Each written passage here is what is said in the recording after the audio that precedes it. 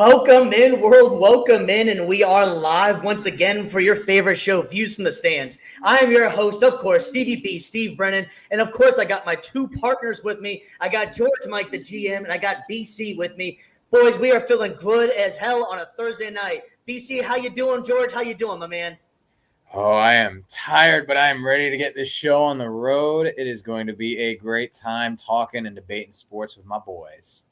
I'm not surprised that you're tired, bro. You be working like 15 jobs or like 25 volunteer hours that you have a week. Like you do so much, dude. Dude, I mean, hey, you gotta put money in the bank. You gotta get those debts paid. It is what it is, brother. I feel you. Nah, but I'm feeling good too, man. Hey, 1 week away from the first game. First game, baby. Baltimore Ravens against Kansas City Chiefs. Woo! NFL what a game to start the year, bro. Back, baby. Man, we even got college before that too, man. It's just such a good time to be alive and be a sports fan. It is so much fun, and we also really just got to go tell a special shout out to you fans out there. We truly appreciate all the support that you guys have given us. Any newcomers to the show, we really appreciate it as well. Please, like as always, if you can like and subscribe, we truly appreciate it. We're everywhere out here now, man. We're on TikTok, we're on Facebook, we're on Instagram, Spotify, even Twitch. And if you hit those bells, and let you know when we're going live. And we plan on going live quite frequently now. So we hope to see you guys out there. But that's not all we have going on. G Mike, why don't you go ahead and let the people know about a little bit about your business you got going on, man? Yes, sir. Guys, if you're into sports gambling, I run a Telegram channel where we charge $5 a day, $5 a month, to get you winnings from $10 to $50 to $100 a day. So you guys, you won't see it right now, but I'm going to have the link on the recorded episode screen. Or if not, you can hit me up with one of my socials and DM. Give me a little click right there, and I'll give you all the information, and we'll get you going. BC, my man, what you got going on? You guys just got back. How you doing? Oh, we're going well, man. Brandes.media, man. We make memories that last a lifetime. We got your wedding photography, wedding videography, engagements, any of that stuff to celebrate those special days in your life. And like you said, man, we just got back from working a wedding up in Orlando. It was a great time, incredible group, incredible bride and groom. So easy, efficient to get it done. So I just want to shout out Bailey and Callum. Appreciate you guys having us to be able to make these memories for you guys, and best of wishes and happiest of marriage for you guys. So again, Brandes.media, that's where you guys can find us at, find our work. Again, we make memories that last a lifetime. Give us a holler. Absolutely, absolutely. Who doesn't love a little love in the air, man? We're feeling great out there tonight, man, and we have some jam-packed show.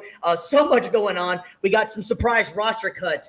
We got a new segment, DownBad Debates, and of course we got any kind of breaking news in the world of sports, and we definitely got some news going on right now, fresh off the press about 30 minutes ago. You're hearing it probably for maybe the 15th time, maybe hopefully the 5th time. Brandon Ayuk and the San Francisco 49ers have just agreed to a 4-year extension worth $120 million. Woo! Damn, he's going to be a wide receiver. The deal's going to keep Ayuk in San Francisco until 2028. And here's the wild thing about this deal, fellas. The deal is the same damn deal that's been on the table since August 10th when all of the drama and most of this drama has been taking place. So why the hell did he play the games, or why did he actually do all that? Who knows? BC, is this the right deal for the Niners? Is this the right deal for Ayuk? Oh yeah. The only thing is that, like you said, I don't know why it's taken them this long to come to this agreement, other than just to put it off, maybe to get some extra buzz generating around the team. But no, this deal seems to be something that, like both sides agree, like they both wanted to have for a long time. And it's a move that is in, I think, both teams' best interest. We've been talking about this for months ad nauseum about how good of a component that Ayuk is to this offense, what he provides to the Niners. And yeah, there's going to be some question marks that they're going to have at other positions for sure down the road, like Brock Purdy, his contract's extension. He's due for an extension soon. But, you want to run this team back. They were so close to winning the Super Bowl this year. You need all hands on deck. And not only now do you get a chance to run it back for this year, but you've got now, I would say, at least 2, 3, 4 years of bang, bang Niner game getting their shot at a Super Bowl. Bang, bang, Niner gang. Man. Yeah, San Francisco, man. We've been waiting this deal for a while, and honestly, Ayuk is an amazing piece for the 49ers, honestly. But it was kind of interesting because it kind of started with Ayuk, and really it just kind of felt like one of those really bad summer romances that would never end. He was, going to go back to another team, and maybe he's still in love, maybe they're not anymore. But it just didn't really make any sense. Both teams, they knew they needed each other, so why not? It's like Grease, Danny and Sandy. You were meant to be together, guys. Definitely show my age on that one, but still, you guys get the point here. This deal needed to get done. Mike, tell me a little bit about your thoughts on this one, man. Dude, from Brandon Ayuk's side and his agent's side, they were just trying to get the best security blanket that they can for themselves and the best money that they can for themselves. And then when it comes to the 49ers front office, they were trying not to budge and not give him the money that he wants. Like, it's just the typical business aspect that's going down. They were just playing the long game, waiting till literally a week before the season starts to see who's going to budge first. And then the Niners probably ultimately were like, yo, man, we got to get this guy on the field already. These guys need to be practicing with each other. They need to keep that chemistry going from last season and the years before that, throughout the offseason and all that. We need to get it going right now. We need to get that train moving right now if we want to get to where we got to last year in the Super Bowl. It fell short. But, dude, man, hey, you got to get him on the field already, so might as well just clear up the deal and just give him the money that he wants, man. Yeah. Well, and to be fair, too, like that's the way this business works in the NFL. Like, we all love to say it's a sport, but there's also a business aspect to it. And again, like George said, both sides are trying to seek the deal that they want. They're just trying to meet in the middle. And just because maybe they don't get it right away doesn't mean that they're not ever going to work it out. Sometimes they just need that little bit of extra time, a little bit of extra negotiating, just to kind of see where things are. But ultimately, I feel like most of these discussions, most of these negotiations are pretty much a formality. It's just, we're just trying to do our due diligence. Yeah, and I think it's gone without saying how well of a season Brandon Ayuk had. Just to go over it one more time, really, he had his best year of his career. He had seven touchdowns, which is 18th in the league, 18th best in the league, 1,342 receiving yards, which was 7th, and an average of 17.9 per reception. I think the bigger factor that goes into this is that Brock Purdy technically has never played a full season without Ayuk out there. And Brock Purdy, a lot of his success and Ayuk's success all were tied together. And the other factor that comes into this is injuries. Let's face it, man, San Francisco, that has been one of their weakest points since the Super Bowl run has been in effect, is that they constantly seem like getting hurt. So getting Ayuk out there frees up Debo a little bit more, frees up CMC, which is the biggest factor on the team. He already kind of came in a little bit limping. I think he's going to be okay for the season. But having Ayuk out there really does affect the team in so many more ways than not. Just keeping the other guys off the field you don't have to always have them out there. So that's humongous news, I think, for San Francisco. And the good thing is that he's staying with the same team, so it's not going to take him long to catch back up to where he already was. It's not like his new playbook, and he already knows the plays in the offense. So I think it's about damn time. But I'm glad it happened just before we went live. So thank you, San Francisco, and thank you, Ayuk. You can send us a royalty check whenever you're in the mail. I'll take whatever you got. So appreciate that for you, man. Kelvin here, he's asking if the Niners are going to have an easier path or a harder path to get to the Super Bowl this year. Dude, honestly, it just depends on every other team and how their defenses are going to play, because I think 49ers offense is going to be great. They've shown year after year that they're going to be awesome, and there's no backtracking from that unless it comes to injuries, of course. But we're talking about a healthy team here. You got CMC, Kittle, Ayuk now for sure is secured, Debo, Purdy at the throne, and it's just like they all click together, and they've been to the Super Bowl together. They've been to many playoff games together, so I think they're going to have a lot of success. I don't really think there's an easier, harder path, but I mean, it just depends on the other teams on how they come to play against the Niners, really. Yep, honestly, like Niners path, I mean, they got to go through Tampa, so it's like how that's going to be so tough. So, I mean, it's going to be tough. It's always tough when you come to the but nah, we're going to find out. Yeah, honestly, I do think the Niners are going to have a tougher pass than they did last year, honestly. I think that the Eagles got a hell of a lot better. I think the NFC got a lot better, honestly. I think that Jahan Dotson deal is a major deal for them. I think that's a big one for the Eagles. If you were watching the show last week, made our Super Bowl picks, I actually don't have the Niners going back. I have the Green Bay Packers out of the NFC. So I think the NFC definitely got better this year. So, yeah, I kind of do think it is going to be a little bit harder for them to repeat going back to the Super Bowl. But thanks for commenting on that one, Kelvin. So we have some other news going on out there too, man. The Pittsburgh Steelers made some big news. They finally named their QB1, and let's see who it is. It's Mr. Let's Ride, Mr. Dangerous. Russell Wilson is going to be the starting quarterback for the Pittsburgh Steelers. That's still going to take some time to get used to. It was weird enough seeing him in Denver, let alone in Pittsburgh. I think he kind of fits in Pittsburgh a little bit. He's more of a quiet guy, and I think that'll fit him better in that town. He was having a QB battle with newly acquired QB Justin Fields. And, going over the preseason here, they didn't really do much, either one of the guys. Wilson went for 10 for 12 for 73 passing yards and 88.3 completion rating. Not too much really going on the table there really for Russell Wilson, but I think it's going to be an interesting year. BC, what's your thoughts on this one, man? Yo, Steelers country, Les Weld. Nah, man. It's an interesting move. I'm not sure. I don't think it's exactly going to be the needle mover I think Steelers fans are hoping it is.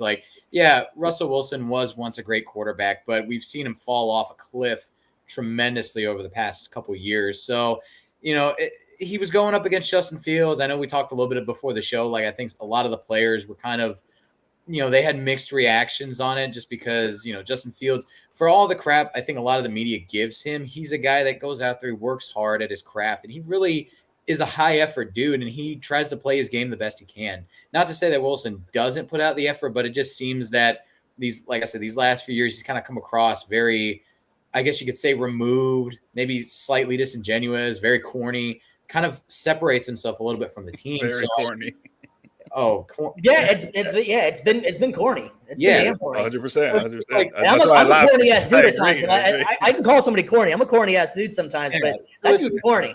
So it's just considering all those things. It's like you're kind of alienating a lot of your players. You can maybe argue this guy might be a better passer right now, but as far as the better player and the guy that's going to bring this team together more, I don't think it's going to be the right move. And we'll see how smart Tomlin is. I mean, he hasn't had a losing record at all in 20 years, I want to say. So he's smart enough, I think, to maybe realize if this doesn't work the first couple weeks, short leash, pull the trigger. Well, just to piggyback on what you're saying a little bit ago, Justin Fields went 19 of 27 for 199 yards, 70.4 completion rating as well. So almost the same kind of numbers as Wilson. He played a little bit more because he was presumed backup, but nothing too nothing going to get you all hot and bothered, if you will. G-Mike, man, what's your thoughts on them finally making a decision? It took a while. Yeah, it took a while, but I think it's a no-brainer to start Russell Wilson, really, bro. I mean, he got a Super Bowl ring under his belt. He's got many playoff wins. He almost had 2 Super Bowl rings under his belt. One was not his fault. I mean, but we'll not bring that up. And then Justin Fields, he's just younger too. If you're gonna start someone, put someone that is more experienced, and especially that you want to continue this longevity of winning all the time as a head coach, like BC said, 20 plus years or whatever the case is.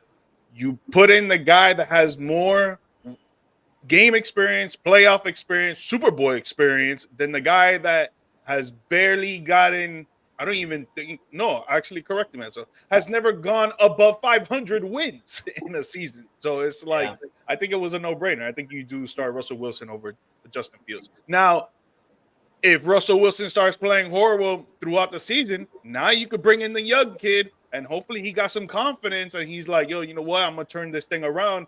And he starts proving everybody wrong. Yep. At the very least, I want to see Justin Fields get some reps at kick returner. That was so hyped up. When they made this signing, and then when they got Wilson, they kept saying he's gonna be the first QB to be a kick returner. It's you got to let him at least do the opening kickoff. Come on, just for fun.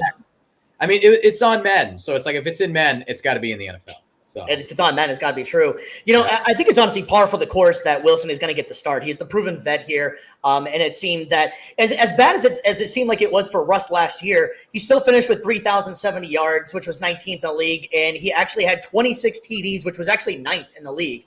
But here's the funny thing about stats. All right, so if I was to ask you who had more interceptions last year, Russell Wilson or Patrick Mahomes, you would most likely go Russell Wilson, correct? Well, you'd be wrong, actually. Mahomes actually had 14 interceptions where Russ only had 8. What's this all mean? It means math can be fun sometimes when you're trying to prove a point about something. It means absolutely damn nothing. It's just an interesting stat or a good bar token there. Who would have thought that Russell Wilson would have had less interceptions than Patrick Mahomes?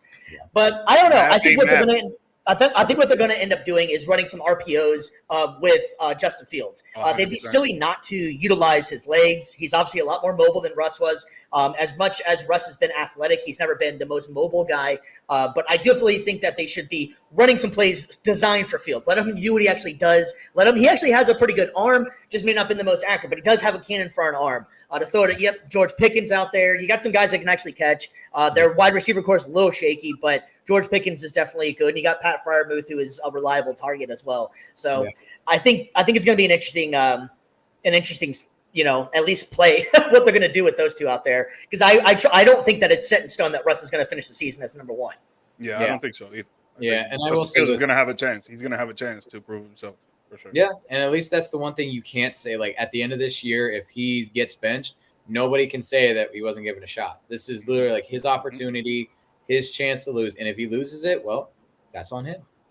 And both guys are in kind of interesting spots because I think if this is Fields' chance to prove that he can be a starter if he gets that opportunity, and if Russ doesn't succeed in Pittsburgh, I think he's going to be just either a journeyman backup from now on, or I could just see him packing it up and calling it a day. He has nothing really else to prove. He's done everything he can. I think this is both their kind of last shots, if you will, coming with the league.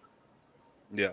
Exactly. Just bring up another comment here by Kelvin. With the Ravens, Bengals, and Browns in the division, do they even have a chance at a wild card spot?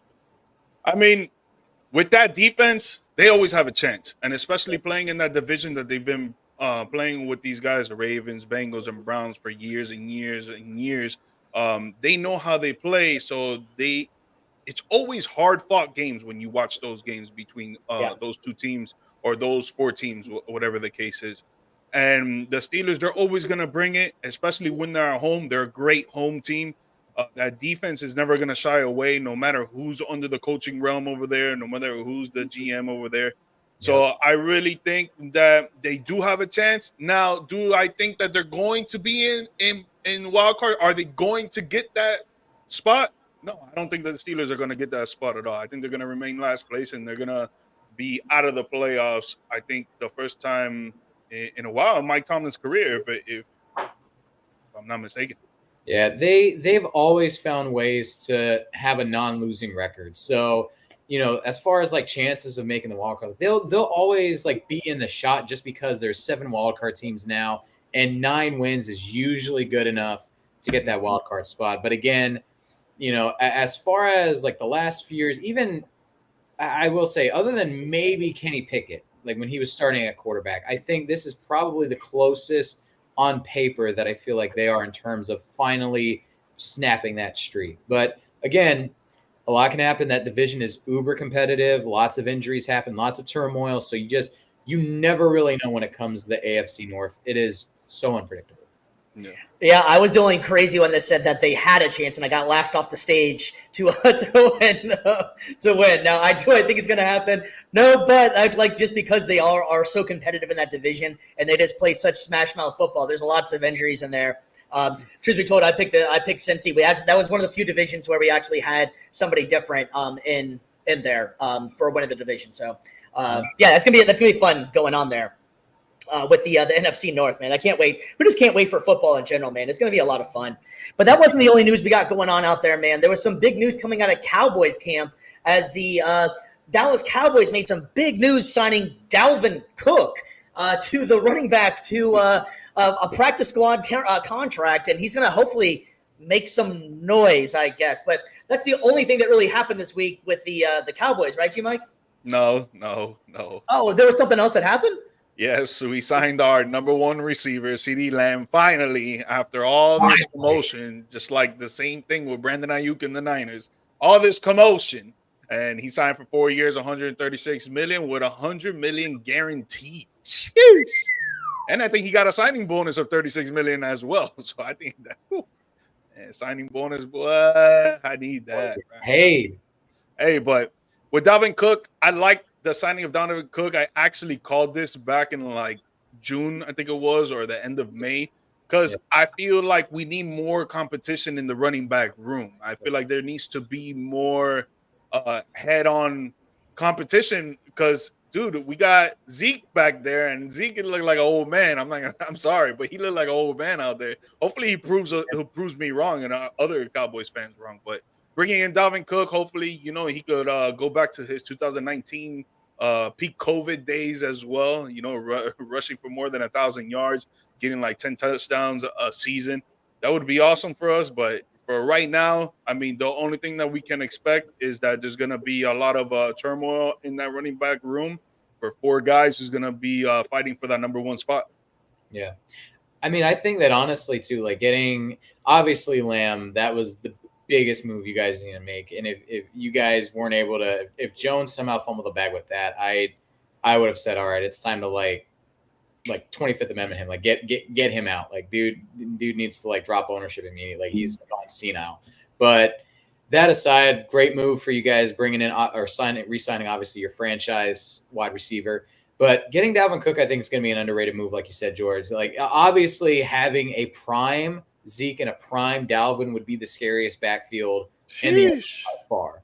But even if those guys are just, 70, 80% of the players they once were, that's still a very good complementary 1-2 punch kind of backfield to have. Zeke, obviously, very but more of a power back. And then you've got, Dalvin, who's a little bit more shifty, pass catch, and they complement each other well. So even if, like they're not the prime players they once were, even if they're a couple of years removed from that, they still have, I think, enough to contribute to that team where that run game now, instead of putting that whole load on Zeke and putting all that pressure on him, now you've alleviated that. You've got a back now that's very complimentary to him. So I think that that's going to be a move, like you said, it's going to do wonders for the run game, I think.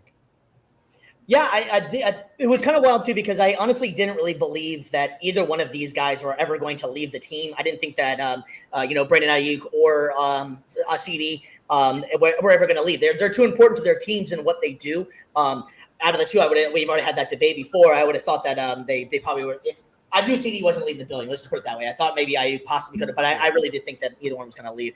They're too important. But having said that, though, it is interesting with the running back room at Dalvin Cook.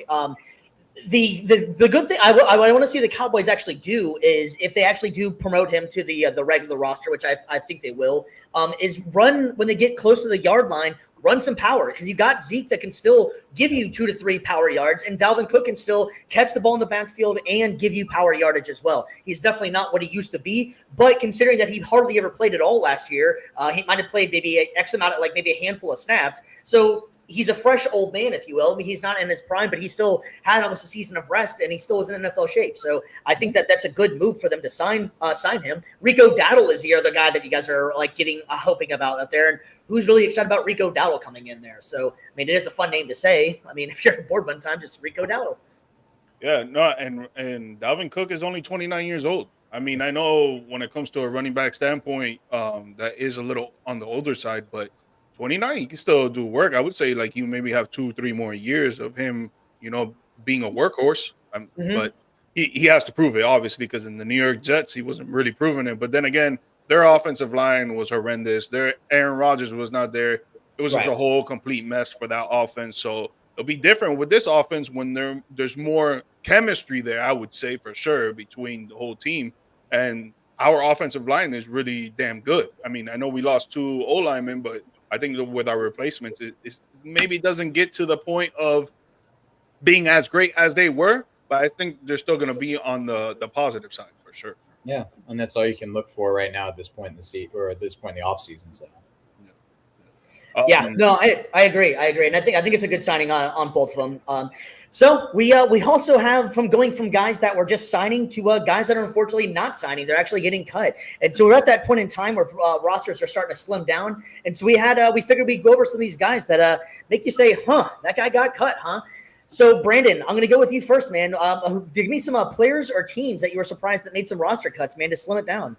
I mean, mostly speaking from the Bucks. Just because, obviously, it's the team I follow the most. Some dudes that I was a little shocked. Well, not necessarily shocked to see cut, but more of guys that I'm disappointed were cut. I would say Kalen DeLoach, middle linebacker, Florida State product. Kind of that undersized Derek Brooks mold. I was kind of really high on him developing into like maybe that secondary linebacker whenever Savassier ends up taking over for Levante, whenever Levante retires.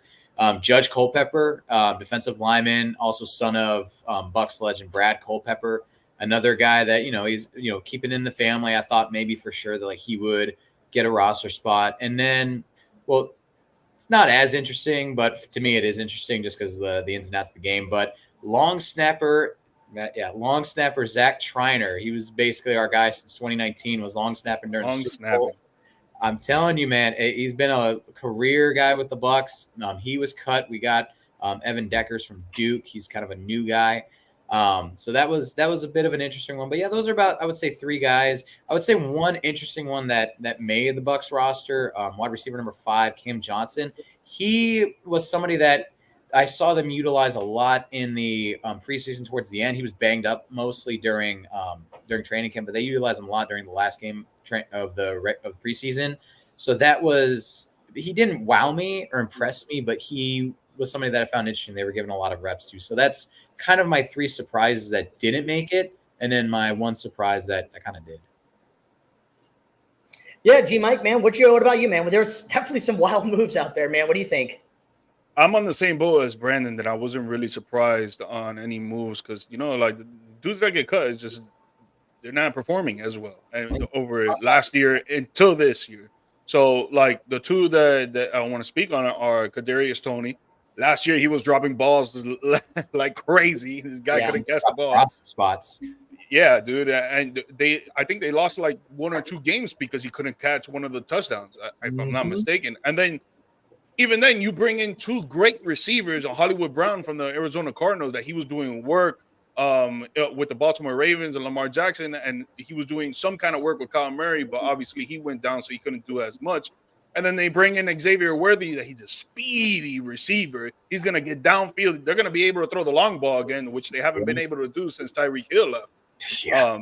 They were doing it with Hardman, but Hardman's not that good of a receiver when it comes to catching. So it's just like, and they signed Juju Smith-Schuster, correct? I think they signed him last week. Yeah. Mm-hmm. So their receiver room is it's reloaded, crazy depthful. And Kadarius Toney, man, you just did it to yourself, really. And then the other dude is Bailey Zappi from the New England Patriots. Like, he had multiple chances to prove that he can be a quarterback in this league, getting multiple starts last season. He couldn't really do it. In the preseason, he still got more chances, and he's still showing that he couldn't really do it. And then they brought in Jacoby Brissett because he knows that offense. He knows, it's not Bill Belichick anymore, but I'm pretty sure that the New England Patriots, they have some sort of the same kind of concept when it comes to their offense. So they bring in Jacoby Brissett, that he's been proven that he can win some sort of games with the Cleveland Browns, with the New England Patriots, and so on. And even with the Dolphins, he won some sort of games with the Dolphins. And you bring him in. Now you draft Drake May with the 3rd overall pick. He's supposed to be the franchise guy. Obviously, they're not going to start him, because if they start him early and he does bad, now you got to bench him. You ruin his confidence. You bring in Jacoby Brissett, and if Jacoby Brissett does good, well, there goes Drake May. And it's just like, keep him in the back. Let Jacoby Brissett go out there. If he goes out there and does good, Drake May learns throughout the whole season. Maybe they get to the playoffs. I don't really think so. But maybe they get to the playoffs, and Jacoby Brissett is the hero. Or if not, Jacoby Brissett starts doing bad, then you bring in Drake May, and he shows how the guy he could be. And behind him, Joe Milton III. He was being a damn baller during preseason. Yeah, so I'm not surprised Bailey Zappi got cut too.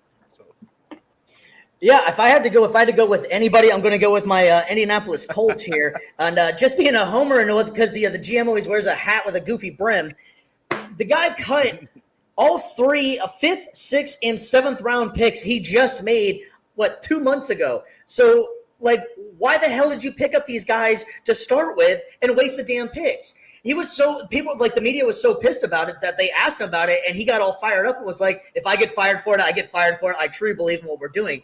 But it makes no sense. Why didn't just either trade those picks, or why would you draft these guys if they really had no chance of even making it either way? That one just makes no sense to me at all. And if I had to pick another team, another player, they didn't necessarily get cut, but he's actually going to be on the IR, is Elijah Mitchell for the San Francisco 49ers. He's going to be out for the rest of the season. It seems like that guy just cannot catch a damn break, man. He was a lot of hype coming out of college coming in, and he was going to always be CMC's backup, possibly be the guy for a little bit before they got McCaffrey, and just seems like every year you're telling the same damn story about him, that he's hurt, he's on the bench. He's not really performing. So I wouldn't be surprised if, unless he's locked in some contract, not too familiar with the contract, if they don't cut him pretty soon either. So yeah, I was kind of surprised that the Colts did that. They just drafted these guys and didn't even really give them a chance to miss. They may play that horrible in preseason. But yeah, all 5th, a 6th, and a 7th round pick just got him and already off the team. So, yeah. I mean, it also does speak on, though, too, like certain teams' abilities to evaluate and draft talent. Like obviously, there are sometimes we hear stories all the time about undrafted free agents coming in and, kind of usurping guys that were drafted ahead of them or drafted, while they weren't.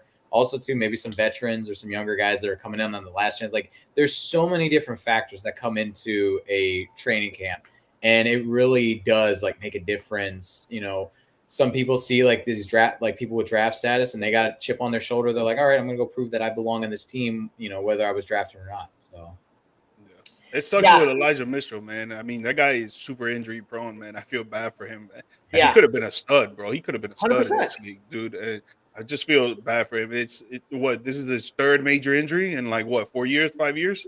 It's hard to even count anymore because it seems like every year at some point in time, he's either on IR or he's injured on the injury report.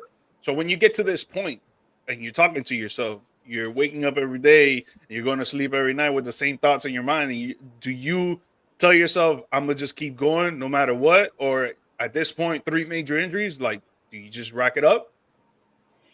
Yeah, you got to start thinking about quality of life at that point, because eventually, I mean, these guys are young, but they're going to get old fast. And the NFL body probably ages, I think they say dogs, 7 years every year. So something like that, your body starts to get down. Yeah, especially a running back, granted, his style was more of a speed back, so he didn't take as many blows, but obviously his body can't handle the amount of pressure that he's already getting now. So yeah, I don't know. What would you do, Brandon?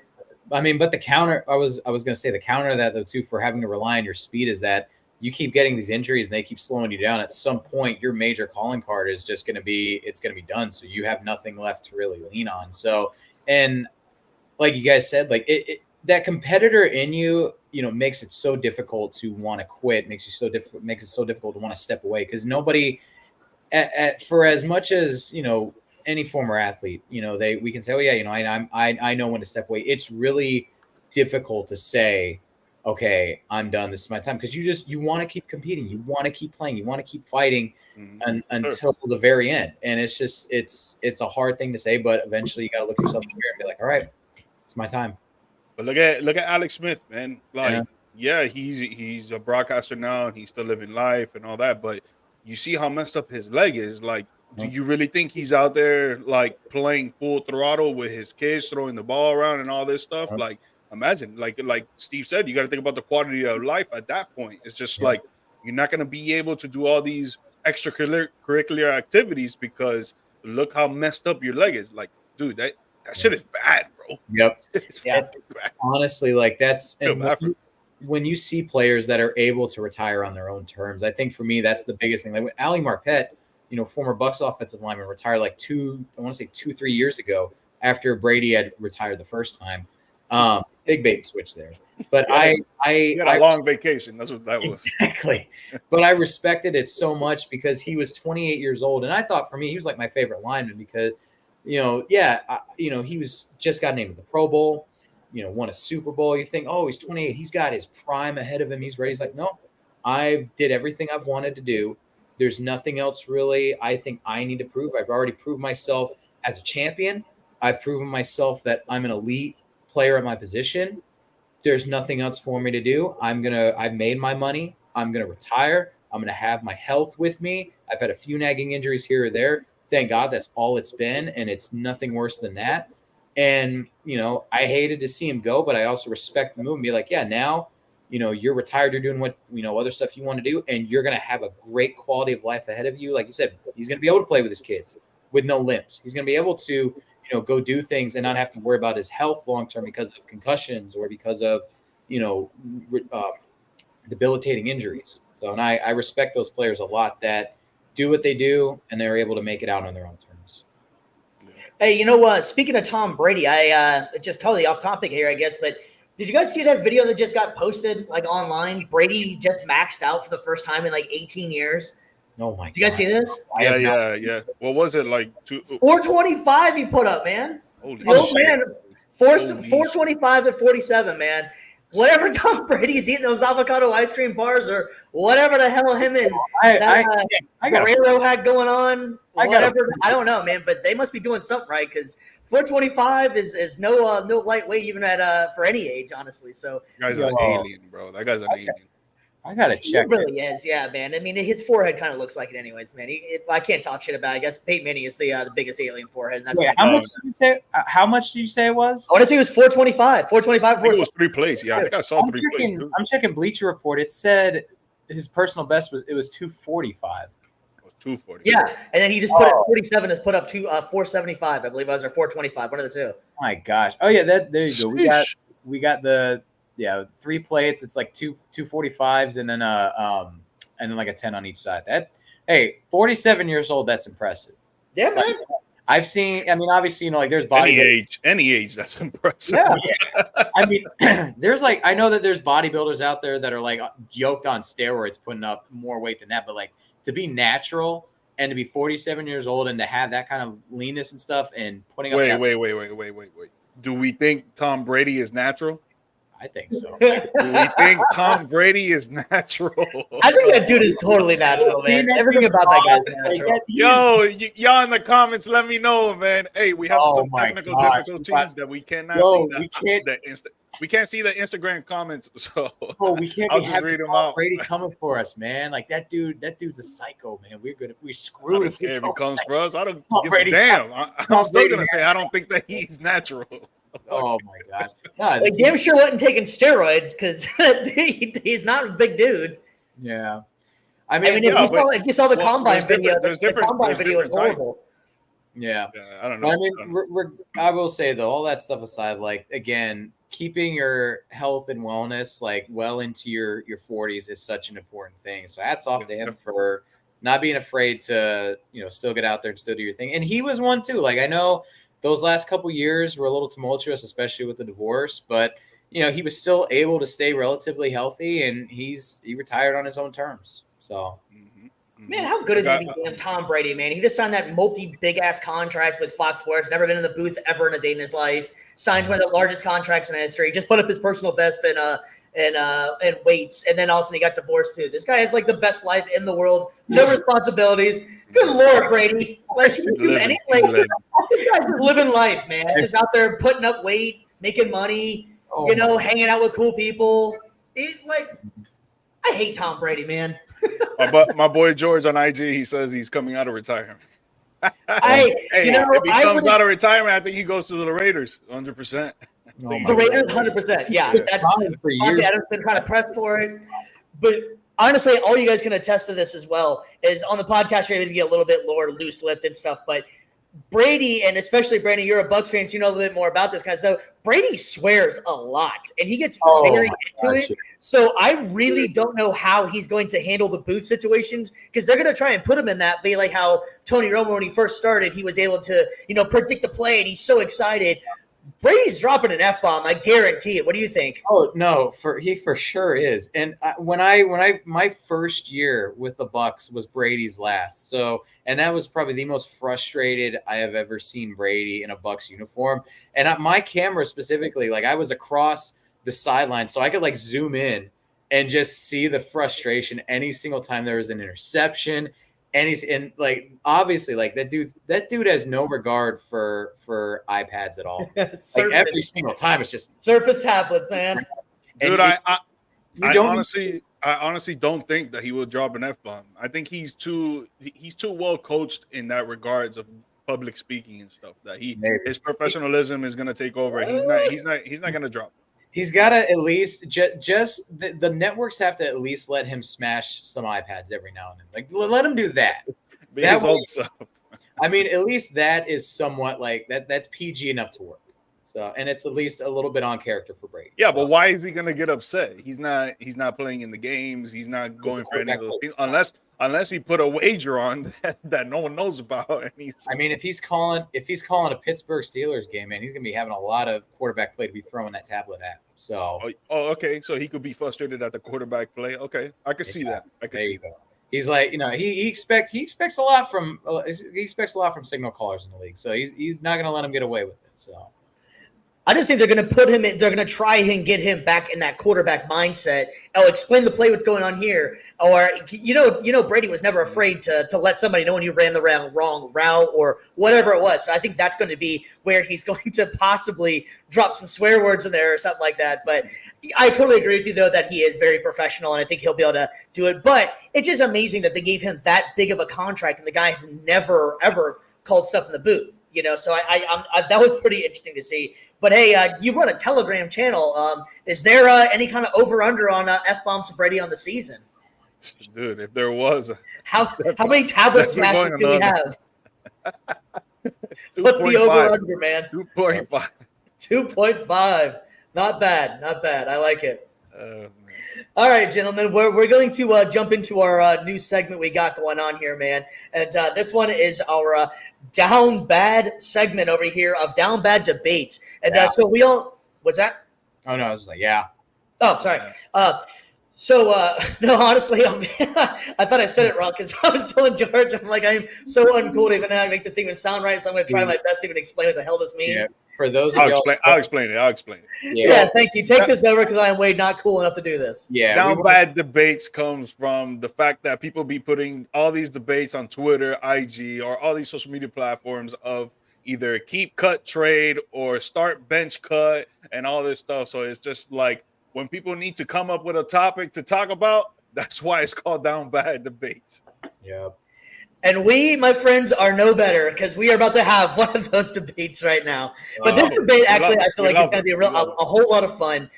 So this is what the debate is going to be all about right here. Keep, trade, cut. You got Tyreek Hill. You got the Megatron, Calvin Johnson, and you got Julio Jones.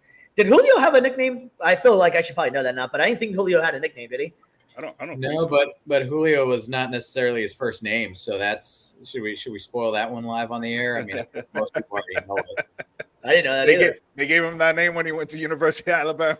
Yep. Well, his full name is Quintorris Lopez Jones.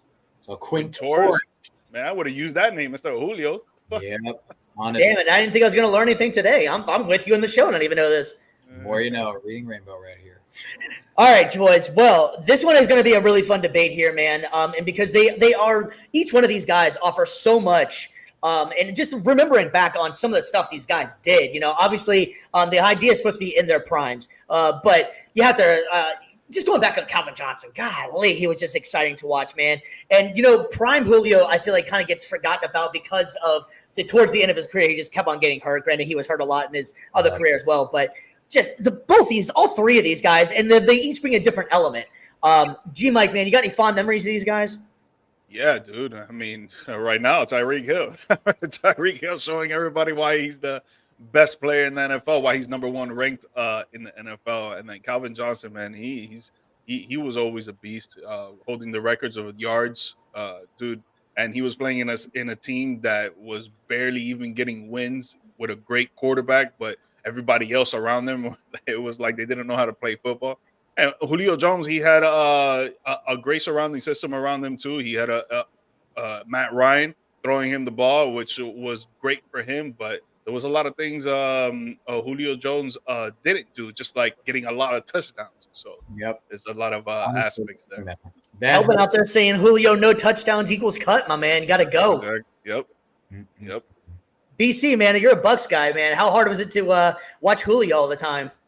Well, I mean, I was excited at first when we got him because I was like, okay, it's kind of like our AB move. He's going to be that third wide receiver. He's not going to be called on to do a whole lot. And the fact that you got Evans and Godwin is just going to open him up more in one-on-one coverage situations. But it was painful to watch to see him just keep getting hurt over and over and over again, just waiting for that opportunity for him to finally maybe have a little bit of a breakout game. And it never happened, man. It was sad to see.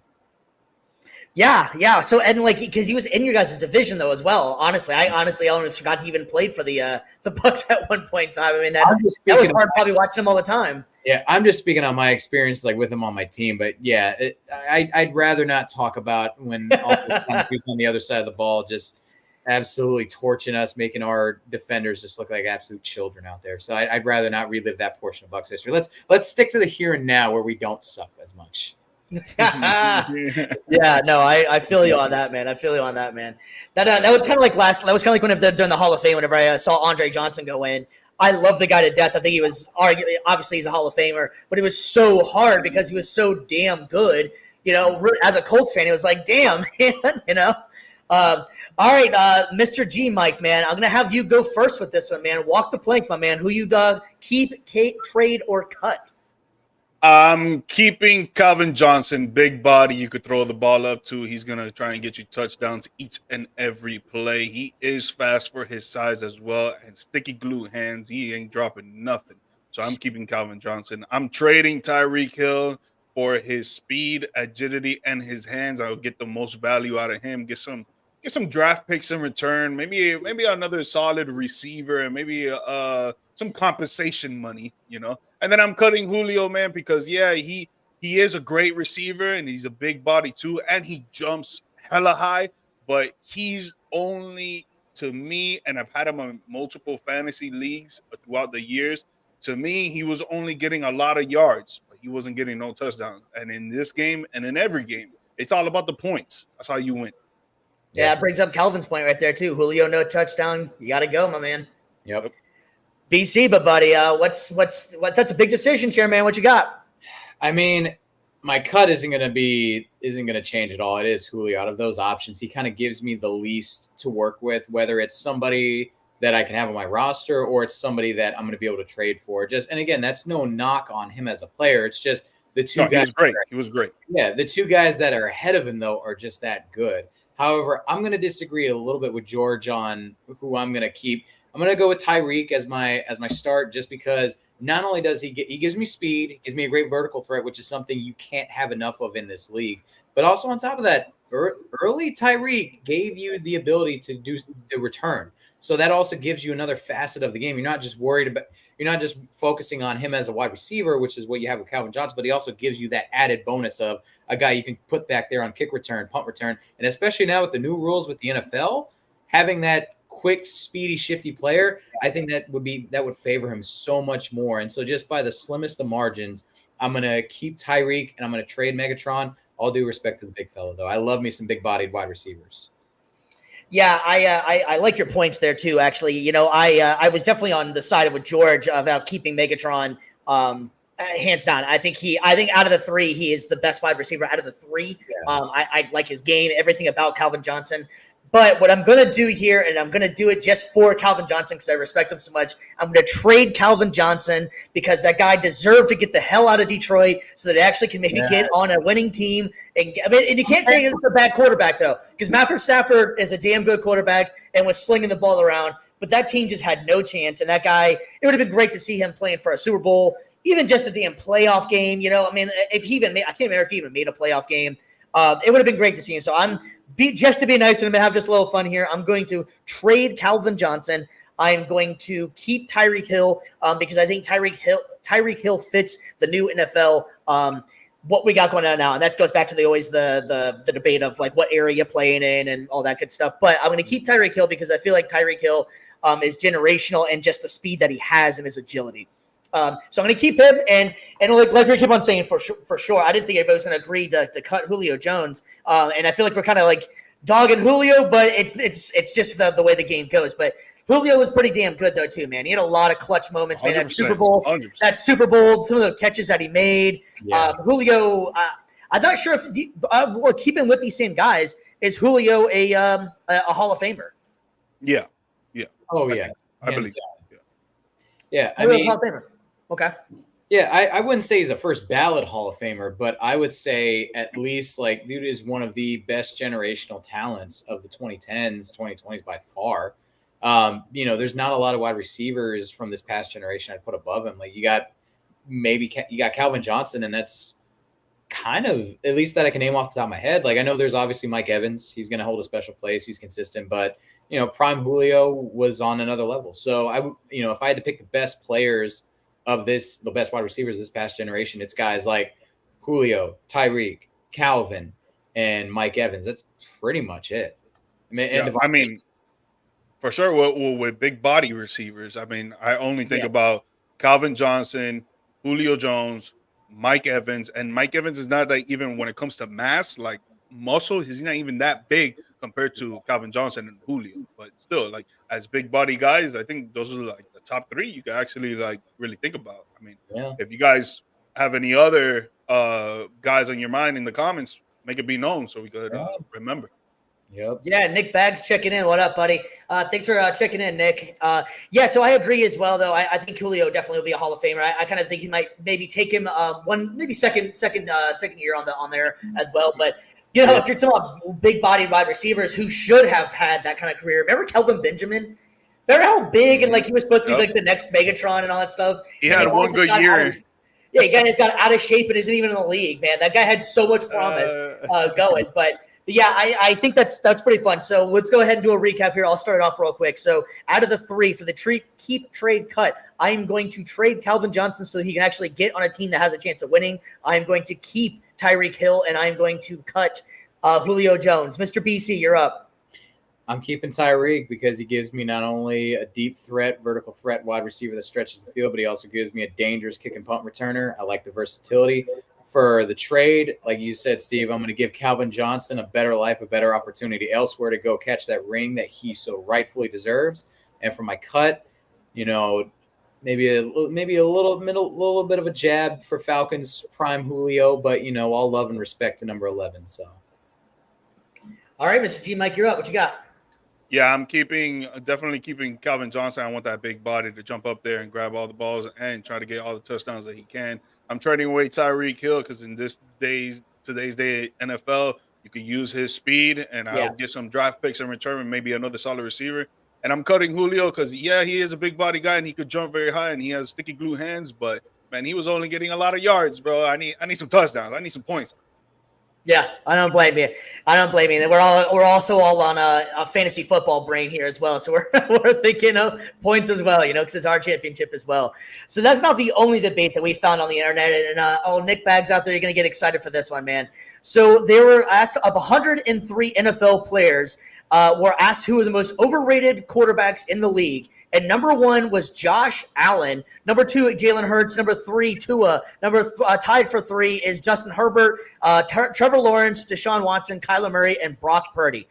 Man, how the hell is Josh Allen the number one most overrated quarterback by 103 NFL players? This one was mind-blowing to me. G, Mike, I know you're going to have something on this one, man. No, I mean, dude, honestly, I don't agree with the list. I don't think that any of those quarterbacks are really overrated. I think that they all really put in work. Yeah, they make a lot of mistakes and turnovers, especially Josh Allen, but it's just because of the aggressive mindset and the confident mindset that he has, and he's going to try and throw the ball into the tight little windows. You try to make some plays, man, and he's got to do it. He's the guy that's holding the rock. He's the guy that's leading the team on offense. And you can't really fault him for that. So I don't really agree with the list saying that they're the most overrated quarterbacks in the league. But I mean, I see why people choose Josh Allen at number one because he throws so many damn interceptions. But again, he's just aggressive. He's confident in himself. He's trying to get those touchdowns, and he's going to try and fit in those tight windows. Yeah. Funny as it was too. Josh Allen has already commented on this one.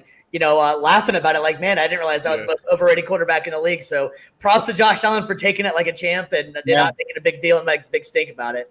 Yeah, I think for me, when it comes to overrating players and stuff like that, I typically look at two sources, like either Madden or I'll look at, like how much salary that they're commanding right now. And for me, obviously, before this past week, when we're talking about like getting the, I guess most like the worst contract in NFL history, I got to go with Deshaun Watson as being like super overrated, just because again, you gave all that money to that guy. But yeah, as far as Josh Allen though, like we said, he was in a situation last year where he had to do so much. He had to put the team on his back, a Herculean effort. So yeah, he had a lot of turnovers as a result, but also he's slinging the ball and he's basically doing it all by himself on a sinking ship. So what more can you ask from the guy? Yep. Yeah, and I'll make it known too. It's especially if you guys were watching last week. If not, you guys can go back and look at all of our NFL awards. I literally just last week put Josh Allen as my MVP. So I damn sure don't think Josh Allen is overrated at all on here. But looking at the list, I will agree, and I've made it pretty well known too. I think Trevor Lawrence should be on this list, if not number 2 or number 1. I think Trevor Lawrence is one of the most overrated quarterbacks in the league. The guy constantly gets passes for anything. I don't think he's that good. I think that he had all the promise coming out of Clemson. That Clemson team was amazing. Jacksonville has been right up there. He's had a lot of wins, but has okay. So I know what the rebuttal is going to be. That he had that comeback win. He had that playoff game, but he also put them in that position as well by throwing 2 to 3 interceptions.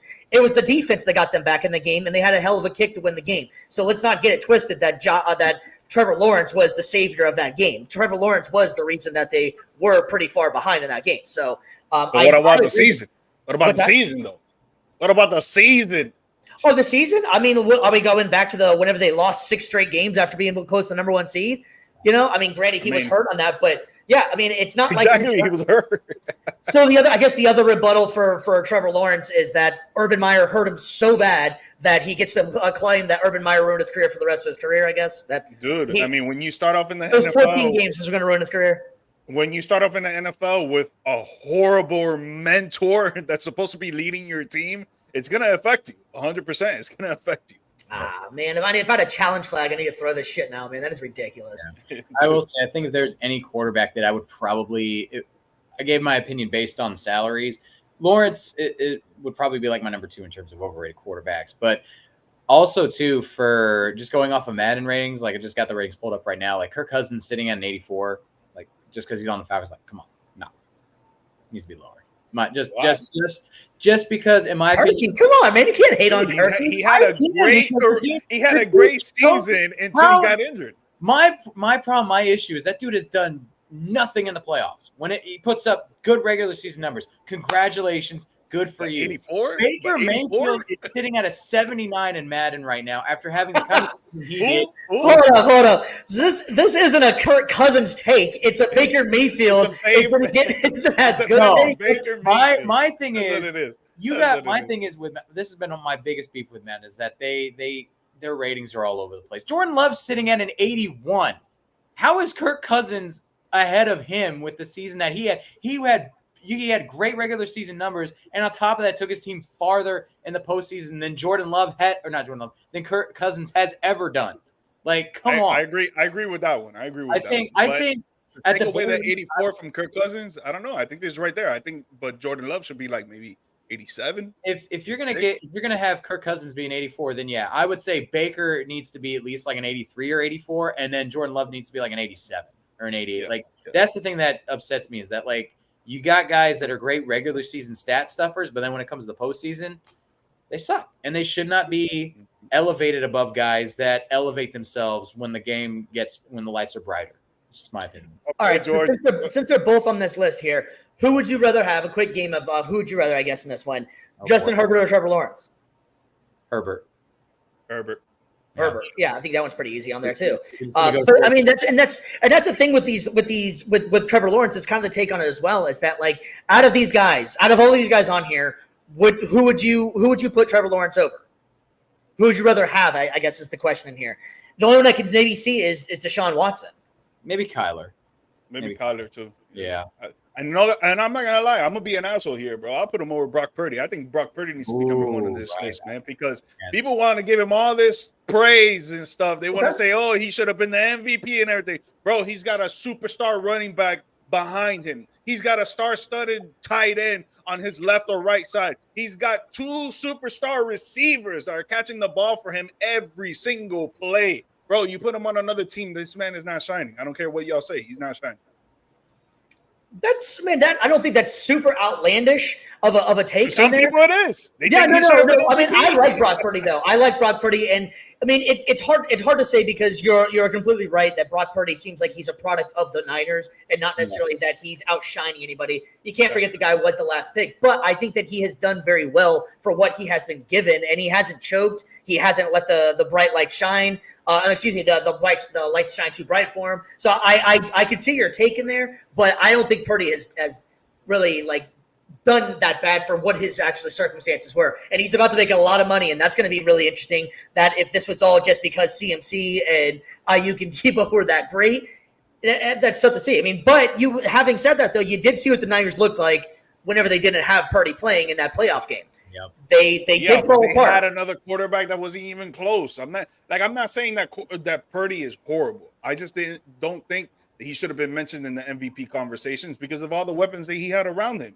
Like, I guess, but then it's like what about when you had Patrick Mahomes that had all those weapons back when he won the MVPs in 2019? Right. Like, is it his fault that he's got the best tight end and the best wide receiver? At the time, he had the best wide receiver. Yeah. Before they fumbled that bag. But, is it his fault that he was given those players? No, he did the best that he did, made do with what he got, and he put up those great numbers. And so, I can't really fault. But he had Tyreek and Travis Kelce. That's it. No, he had more than them, but it's just, I can't fault. Big time names. Those are the only players he had. You Tyreek Hill, Travis Kelce, and then on the other hand, CMC, Debo, Brandon Ayuk, George Kittle. Dude, yeah. I mean, he's got a lot more big name celebrities, but you still got to make do with the guys that you got out there. So for sure. Yeah, could you say he maybe got dealt a better hand in terms of the players he got potentially, but then you could also say that Lawrence got dealt a better hand, maybe with better physical attributes as far as like height, weight, or something like that. But the point is, you got to do with what you got. And I would say I would ding Lawrence slightly versus Purdy, but it's not as if that like I think Brock Purdy is like leaps and bounds ahead of Trevor Lawrence. Yeah, no, neither do I, and I don't think vice versa. I don't think that Lawrence is like that much greater than Brock Purdy because like. He's great. He could read the field well. He could read defenses good. He could throw the long ball. He could throw the short ball, accurate. But, like, there's times that he just messes up too much. And it's just like that is also in the aspect of being a quarterback.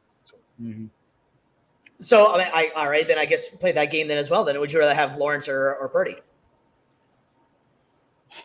It depends because I haven't seen Purdy play with the. So like you're kind of saying, like if you put Lawrence on the Niners, is Lawrence going to make the same mistakes that he does in Jacksonville, or would he put me in the Niners and I'm fucking MVP, bro? Dude, they're nasty. All you got to do is just give them the rock. Obviously, see Purdy or Lawrence. I'm just going based off of again what they do when the lights are on bright, and I'm going to give the slight edge to Purdy here. I kind of feel it is kind of tough. I think Lawrence does have a little bit better characteristics than Purdy does sometimes, but I just like the fact that Purdy doesn't really make boneheaded decisions. He doesn't throw interceptions, and he did technically, even with all the weapons that he had, he was second in the league in passing touchdowns, which that's not an easy feat either. So I do think that. And that's all because he has great weapons? Exactly. I mean, dude, look at Tua. Tua before Tyreek and Waddle were there, and Raheem Mostert, like, dude, he wasn't doing as much. Now you got all these pieces. All Tua has to do is drop back, look at the slant, boom, hit him. And Tyreek Hill is running 30, 40 yards down the field, getting touchdowns, bro. Or if not, just throw it up to Tyreek. Just make sure that you don't underthrow it because he's done it many times. You underthrow the ball, is going to be an interception. You overthrow it, Tyreek Hill is getting there, bro. He's too damn fast. And that's all you really got to do. That's why Tua is not a playmaker. And this is why the Dolphins can't get over that hump because he's not a playmaker.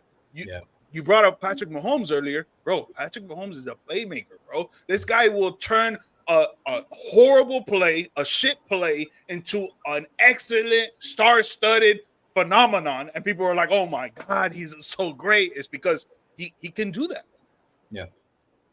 I feel like he's gotten lucky a lot of damn plays too, though. I ain't gonna lie. Like a Well, lot of I mean, plays, a lot of those plays part. could have been, what the hell are you doing? And but he is extremely gifted. So I think the moral of the story is you just have to go with what you're given with. For instance, I'm 5'6" and great looking. So these are just things you have to deal with in life, So I mean, like Brock Purdy, I take what I am given, Yep. I will say this though, for Trevor Lawrence, we just should have included him in our keep trade cut segment. Just get that boy out of Jacksonville, man.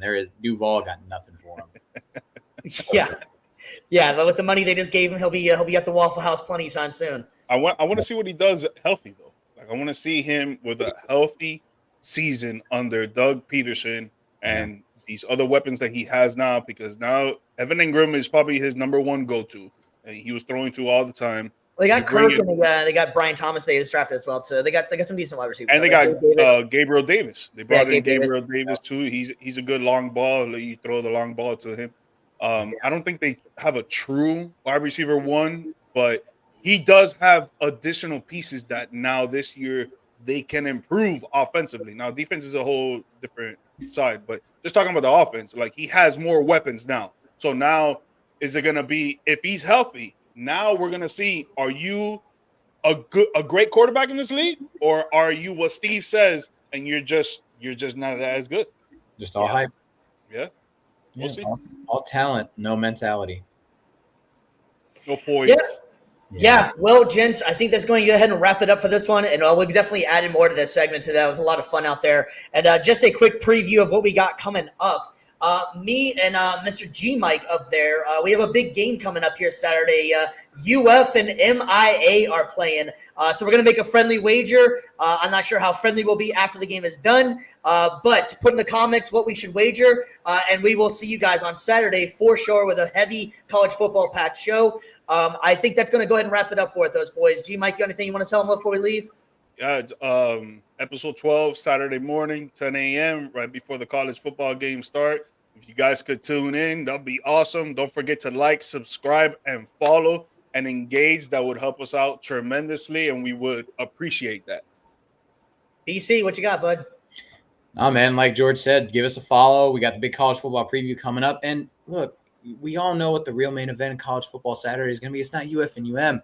It's going to be USF and Bethune-Cookman, man. No. There we go. Getting a little USF again. There we go, man. No, it's great to have college football back. So you guys tune in with us all college football season long, on all NFL season long. We're going to be hitting you guys up with previews, reviews of each week, talking about where we think the season's going to go, teams that are falling and teams that are rising. It's going to be a great time. We can't wait to go on the ride with you guys. So. Sure. For Views from the Stands, I am Stevie B, BC, and G Mike. We are out, and it's been a pleasure. We will see you guys Saturday. See ya. Okay. What's up?